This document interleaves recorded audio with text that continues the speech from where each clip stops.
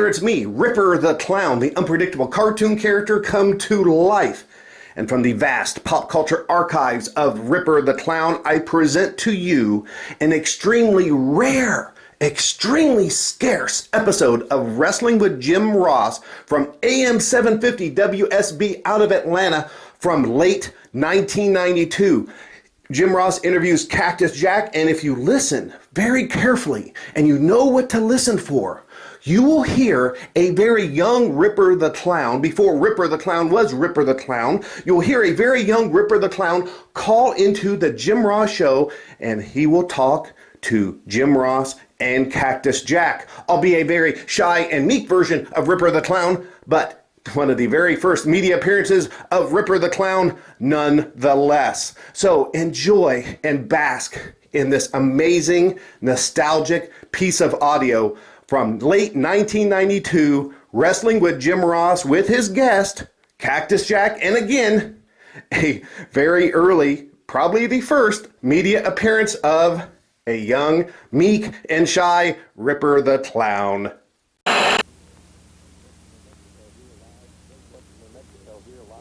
Quincy, New Mexico, here live in WSB Studios, we welcome Cactus Jack. Well, that's right, Jim. Maybe perennially in the top 10 of WCW, but always number one in the hearts of the fans. You see, it's going to be a big WCW week coming up for me. We've got Tony Atlas in the U.S. tournament. Tony Atlas also putting his guns on the line against Van Hammer in that arm wrestling tournament, and also Cactus Jack's going to become an even richer man at the Clash of the Champions. I want to talk more about the Clash of the Champions, Cactus, in a few moments, but what are your comments on Ron Simmons losing the World's Heavyweight Championship to Big Van Vader? Obviously, anytime you get into a one-on-one power match situation with Vader, I don't care. I haven't seen the athlete yet that can match him power for power. He's a huge monster of an individual, great agility for a man his size. What's your reaction when you heard that Simmons lost the title to Vader? My reaction, that it was only a matter of time, and I was surprised it didn't happen earlier. And I'll tell you this, I'm not taking anything away from Ron Simmons, but what I am questioning is his head.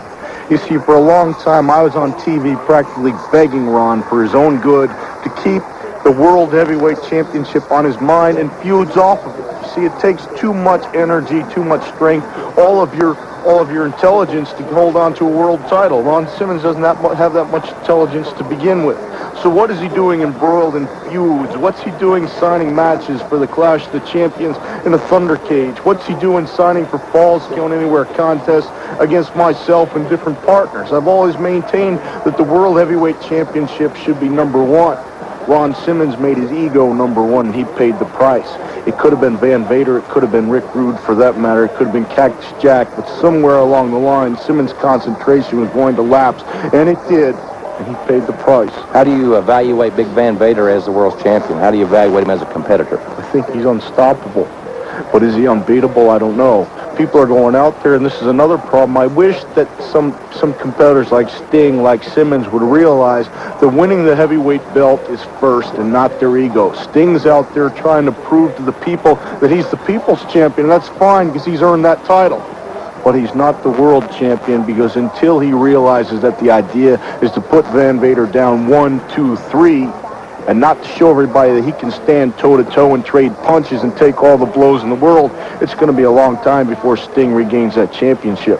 I think as long as Vader keeps his edge, keeps that psychological intimidation factor, that belt's going to be around his waist or over his shoulder for as long as he wants to keep it there. In Milwaukee on Wednesday, January 13th, you'll be wrestling Erik Watts, the young rookie, the son of WCW Vice President Cowboy Bill Watts, in a bounty match. What is obviously the motivation here, as you've already alluded to, is to collect some money in this situation. Actually, the motivation is poetic justice. You know what I mean by that? No. It means that Bill Watts is running off his mouth in WCW magazine about how wrestlers should approach their careers in a business-like manner. That he doesn't feel that WCW should have to pay wrestlers when they get hurt in the line of duty because we're businessmen. We should have our own insurance. Well, Jim, I called up to see about disability insurance. You know what they told me? They laughed in my face. They turn on the wrestling show and they hear you saying, don't expect this guy's career to last very much longer. So I'm basically uninsurable.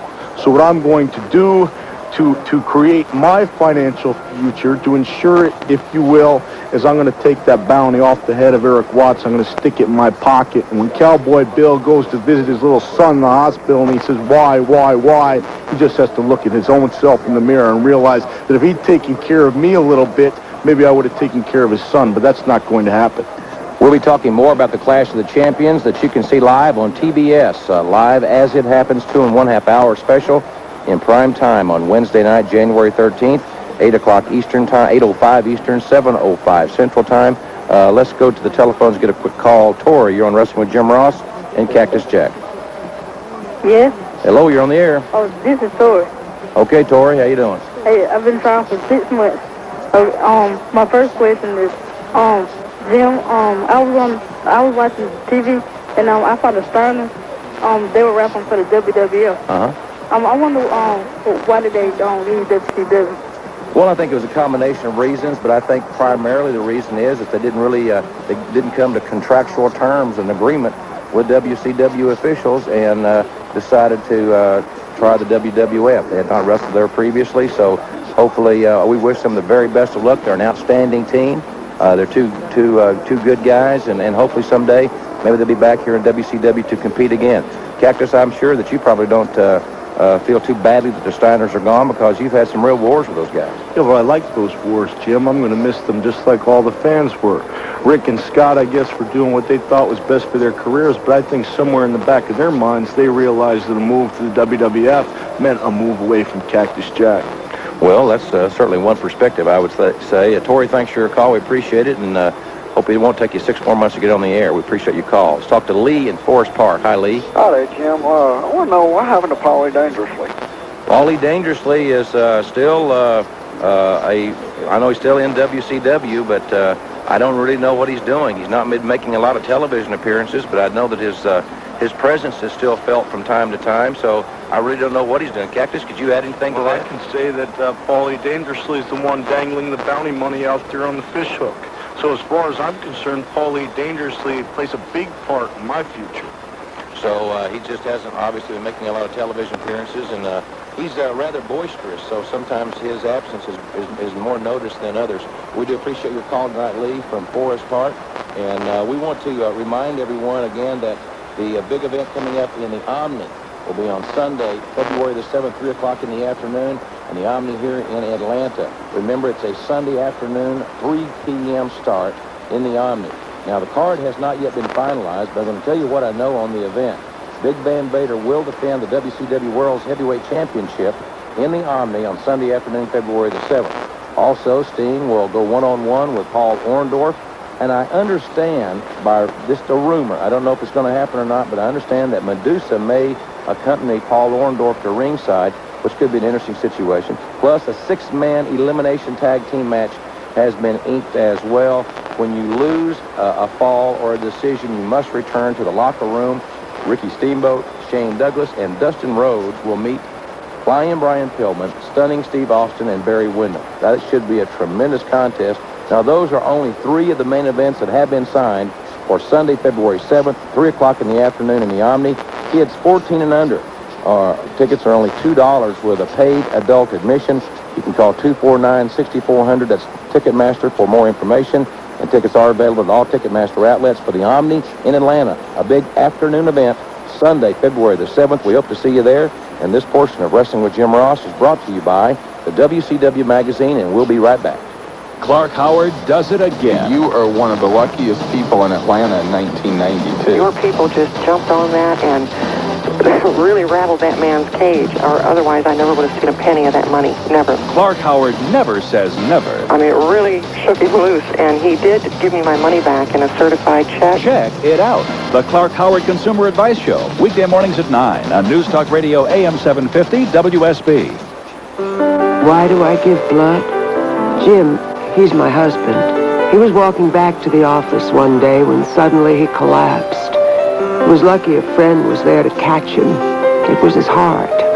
The doctor said Jim's arteries were blocked. He needed a quadruple bypass, and that can take a lot of blood.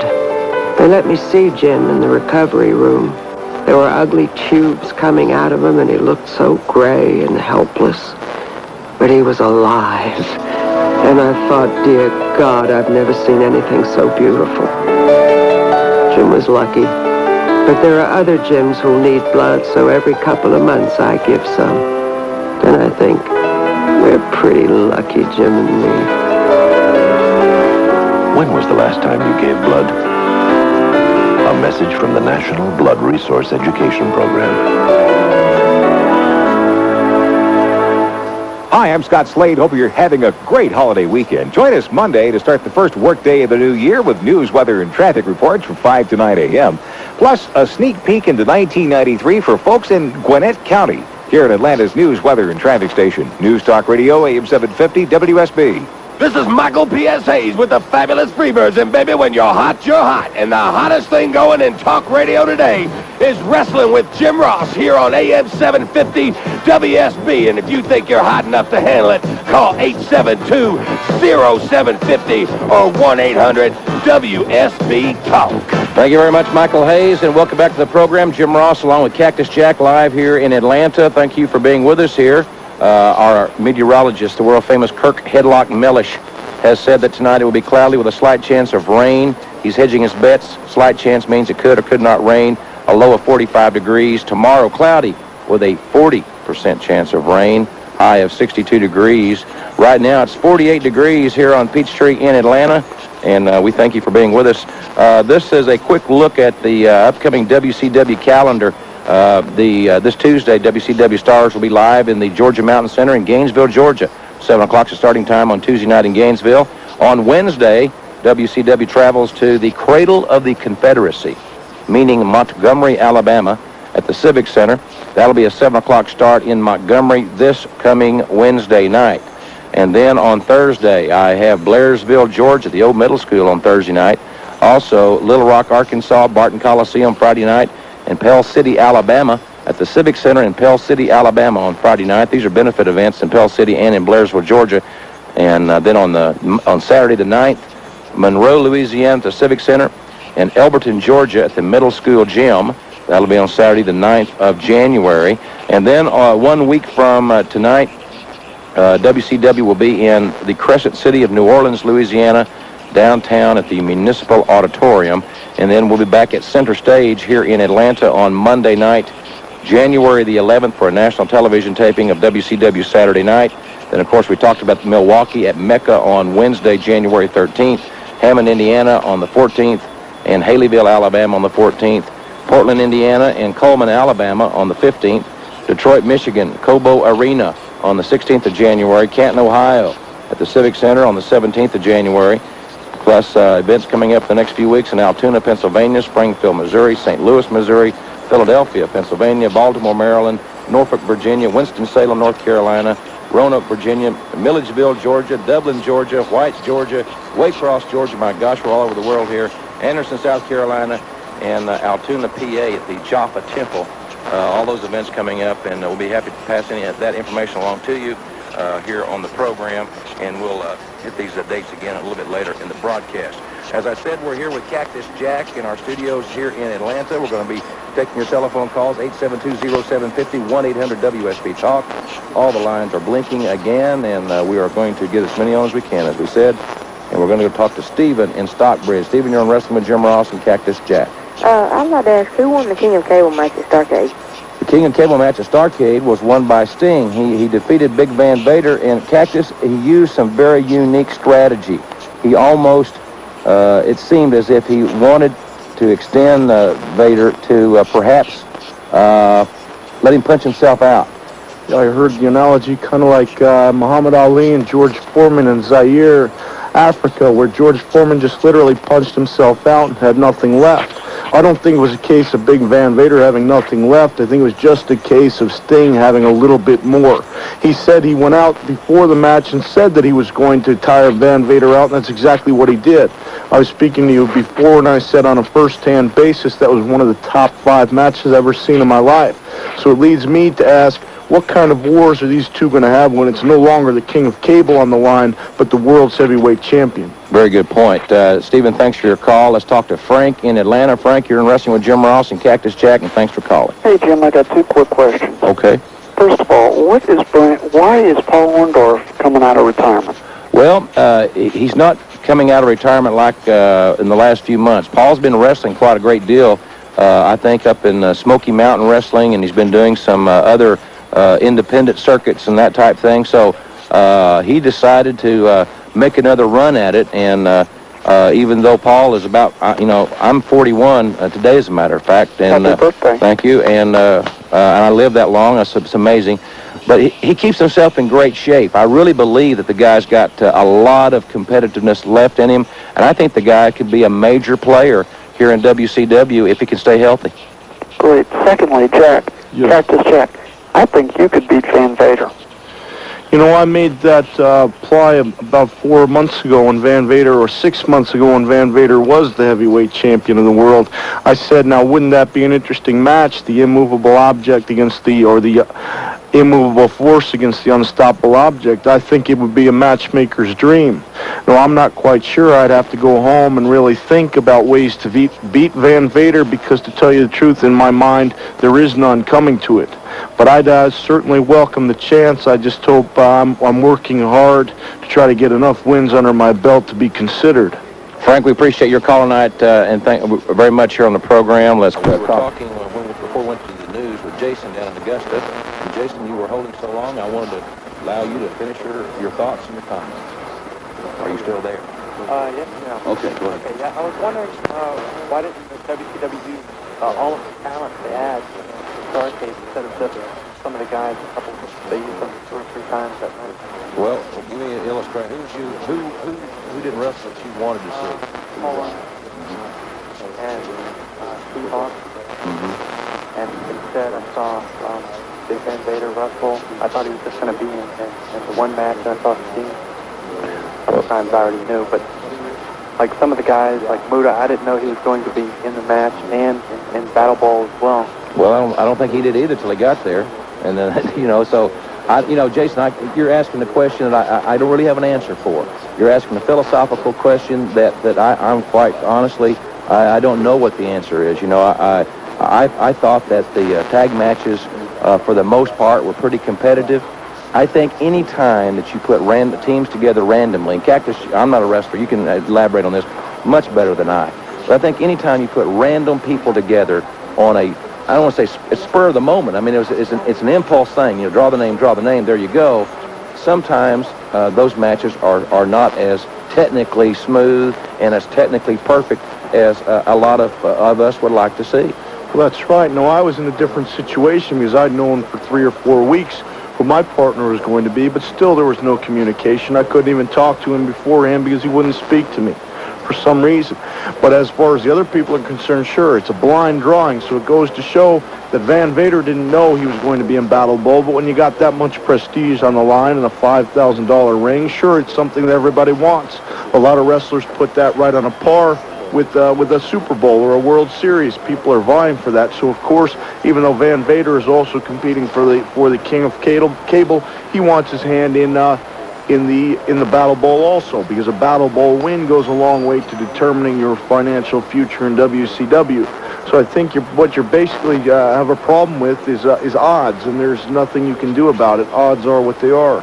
Jason, thanks for your call tonight from Augusta. We appreciate you holding contact with any of the wrestlers.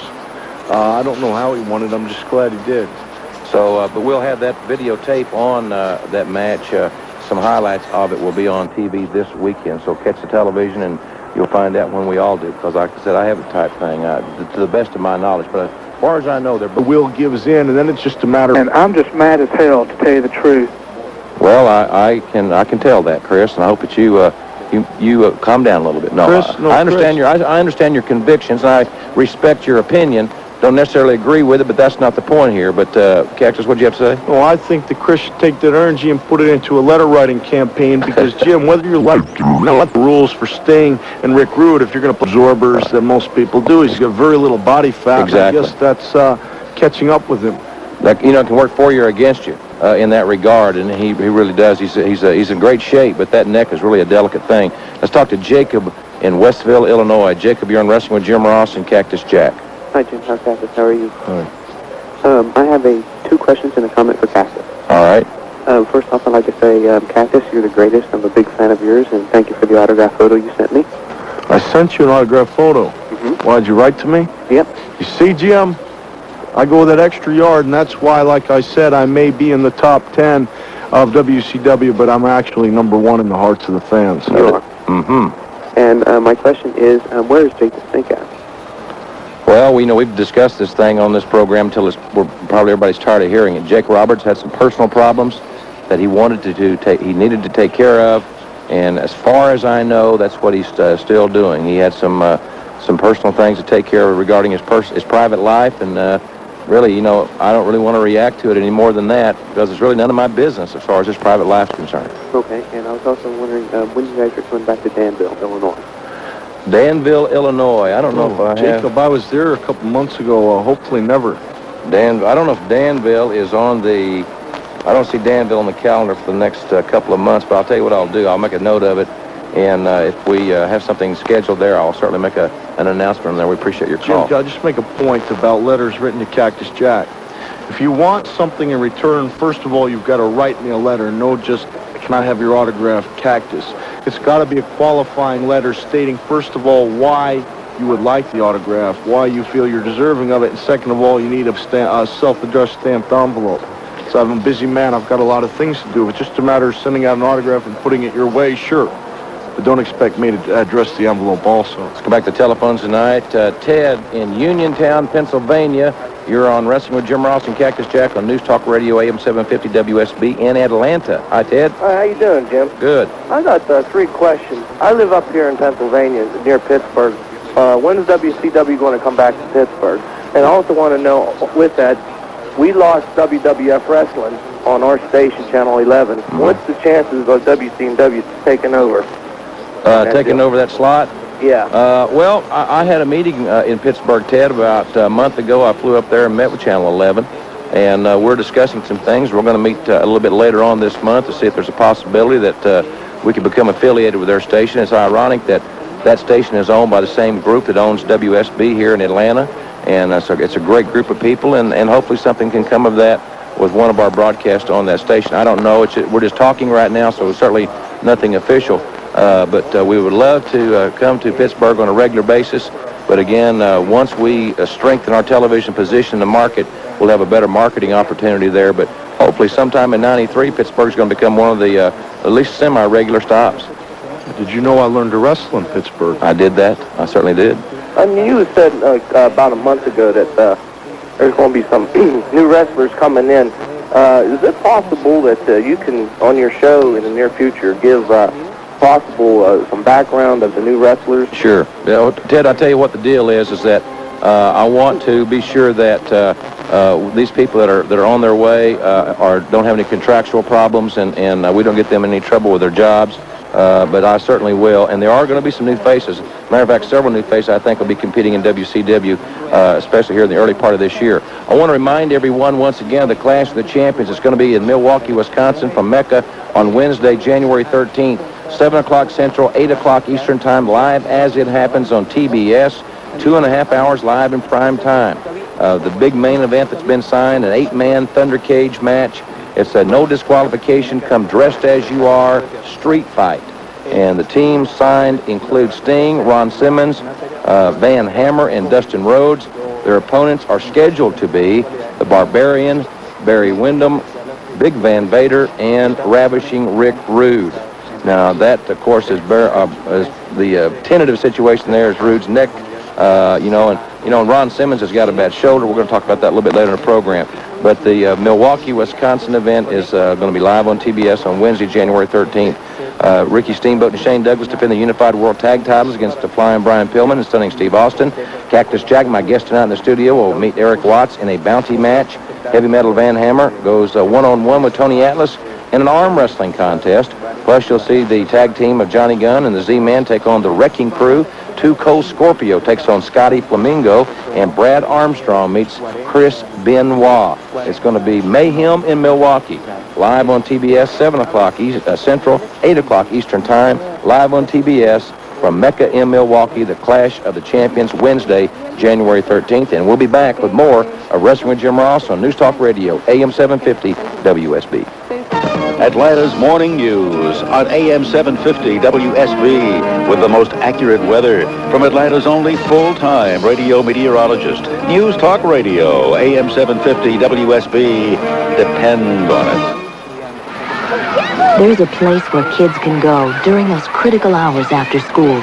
A one-of-a-kind place where full-time professional youth workers welcome them with open arms.